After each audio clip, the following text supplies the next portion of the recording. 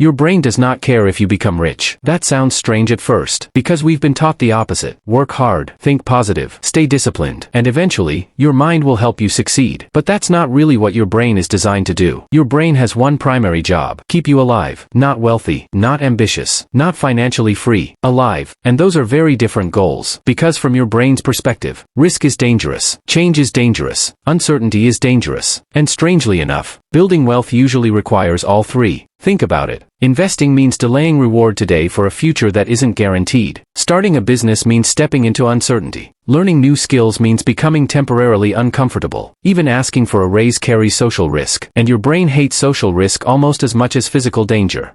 So what does it do? It protects you. Quietly. Constantly. Without asking permission. Which is why so many people sabotage themselves financially, while believing they're being rational. A few years ago, researchers ran an interesting experiment. People were given two options. Option 1. Receive a smaller reward immediately. Option 2. Wait a short period of time and receive a much larger reward later. Logically, the second option was better. Objectively better. More money. Less effort. And yet, a shocking number of people still chose the smaller immediate reward. Not because they were stupid. Because their brains valued certainty more than value. That tiny psychological glitch shapes entire lives. It explains why people finance phones they can't afford. Why credit cards feel easier than saving. Why a flash sale feels urgent even when the item isn't needed. Why people spend future money to satisfy present emotions. Your brain loves immediate relief. Even expensive relief. And modern economies understand this perfectly. In fact, entire industries are built around exploiting this weakness. Think about food delivery apps. Streaming subscriptions. One-click purchases. Buy now pay later systems. None of these exist because humans are perfectly rational. They exist because humans are impulsive. And profitable. The less time you spend thinking, the more money you spend. That's not an accident. That's design. Years ago, spending money used to feel painful. Physically painful. You handed over cash. You watched it disappear from your wallet. There was friction. A moment of hesitation. But now? You tap a screen. And the emotional signal disappears. Your brain barely registers the loss. Which means it becomes easier to repeat. Again. And again. And again. This creates something dangerous. Not overspending. Automatic overspending. The kind you stop noticing. And once spending becomes invisible, your financial decisions stop feeling like decisions. They become reflexes. Here's the strange part.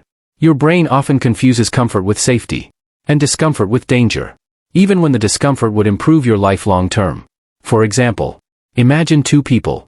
One spends Friday night learning a new skill that could increase their income in the future. The other spends Friday night scrolling videos, ordering food, and distracting themselves from stress. In the short term, the second person feels better. Their brain receives dopamine immediately. Comfort immediately. Escape immediately. The first person? Their brain experiences effort. Uncertainty. Mental strain. No guaranteed reward. So biologically, the second behavior feels safer. Even if financially, it's destructive over time. This is why changing financial habits feels strangely emotional. It's not just math. It's identity. Comfort. Fear. Reward. Status. Your brain is constantly asking one hidden question.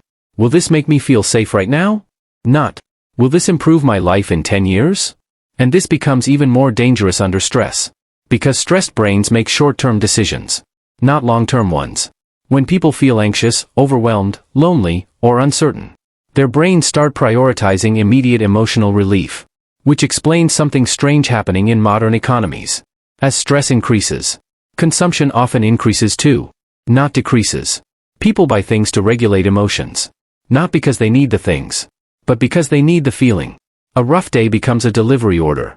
A boring day becomes online shopping. An insecure moment becomes a luxury purchase. Stress turns into spending. And companies know it. Notice how advertisements rarely focus on the product itself anymore. They focus on identity. Freedom. Confidence. Attractiveness. Belonging. Because products aren't being sold as objects. They're being sold as emotional solutions. And your brain responds to emotional promises faster than logical analysis. Almost instantly. This is where the real trap begins. Because eventually, you stop buying things for utility. You start buying emotional regulation.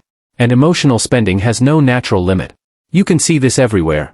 Someone gets a raise. For a moment, they feel ahead.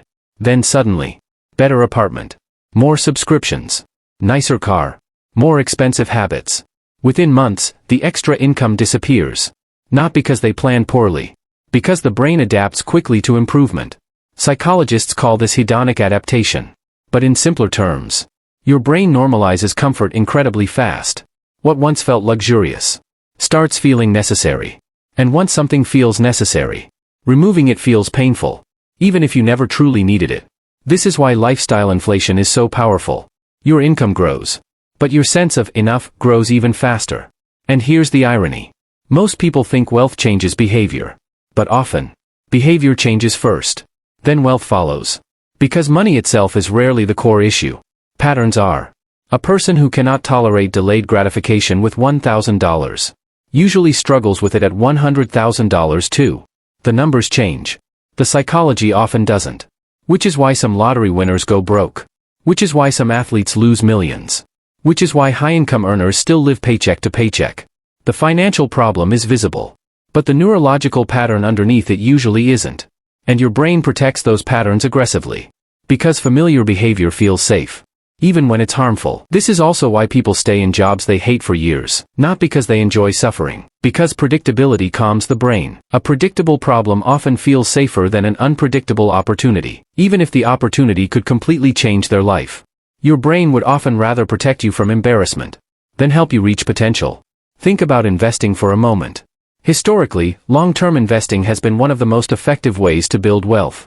And yet during market crashes, people panic. They sell. They run. Even when history repeatedly shows that emotional reactions usually destroy returns. Why? Because your brain interprets financial loss similarly to physical danger. The threat feels immediate. So logic shuts down. Survival takes over. This creates one of the strangest contradictions in human behavior. People say they want long-term wealth. But their brains are optimized for short-term survival. And in the modern world? That mismatch becomes expensive. Because we no longer live in environments with constant physical threats. But our brains still operate using ancient survival wiring. Thousands of years ago, impulsive decisions could help humans survive immediate danger. Today? That same impulsiveness gets redirected into endless consumption. Your brain sees sugar. It wants sugar. Your brain sees novelty. It wants novelty. Your brain sees social approval. It wants social approval. Modern systems can monetize all three instantly. And technology has accelerated this dramatically. Algorithms study attention. Apps track behavior.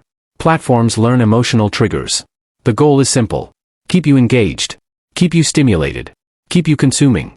Because attention is no longer just attention. It's economic fuel. And exhausted brains consume more easily. That's important. Because tired people question less. They impulse buy more. They delay difficult decisions. They seek easy dopamine. Which means exhaustion itself becomes profitable. Now zoom out for a second. Look at the average modern day. Constant notifications. Infinite scrolling. Financial stress. Information overload. Artificial urgency everywhere. Most people aren't making calm financial decisions anymore. They're reacting. Moment to moment. Emotion to emotion. Impulse to impulse. And the brain loves autopilot. Because thinking deeply requires energy. Which means your default habits eventually become your financial reality. Not your intentions. Your habits. That's why people often know exactly what they should do financially. And still don't do it. Knowledge is rarely the problem. Competing against ancient survival wiring is. And this creates a strange modern illusion. People believe financial freedom is mostly about intelligence. But often, it's more about emotional regulation. Can you tolerate discomfort without escaping into spending? Can you delay reward without feeling deprived? Can you stay calm when uncertainty appears? Can you resist social pressure long enough to think independently? Those questions quietly shape financial outcomes more than most people realize. Because wealth building is often boring. Slow investing. Consistent saving. Repeated discipline. None of it stimulates the brain very much. Which is exactly why so few people stick with it long enough to benefit. Meanwhile, impulsive spending feels exciting immediately. Which makes destructive habits emotionally easier to maintain than productive ones. At least in the short term. And the short term is where your brain lives most naturally. This is why financial systems increasingly compete for psychological control rather than just money. Companies don't merely want purchases anymore. They want habits. Routines. Dependence. Automatic behavior. Because the moment spending becomes unconscious, resistance disappears. And once resistance disappears, people stop asking whether they actually want something. They simply continue patterns that already exist. Which leads to a strange possibility. What if many financial struggles aren't just economic problems? What if they're attention problems? Emotional regulation problems? Behavioral conditioning problems? Because if your brain constantly pulls you toward comfort, convenience, consumption, distraction, then building wealth becomes less about earning money and more about resisting systems specifically designed to hijack your instincts. And that changes the entire conversation. Because suddenly the question is no longer, how do I make more money? The deeper question becomes, who is actually controlling my decisions? Your goals? Or your impulses? Your future? Or your wiring? Because every day, tiny unconscious choices quietly shape financial trajectories. Not dramatic moments. Not huge mistakes. Small repeated behaviors. Tiny emotional reactions. Automatic habits. And most of them happen so quickly, you barely notice them. Which means the most dangerous financial force in your life may not be inflation, or debt, or low income, but a brain that still thinks survival matters more than freedom. And maybe that made perfect sense thousands of years ago. But now? In a world where entire industries compete to manipulate attention, emotion, and behavior, what happens if your brain never realizes the environment has changed?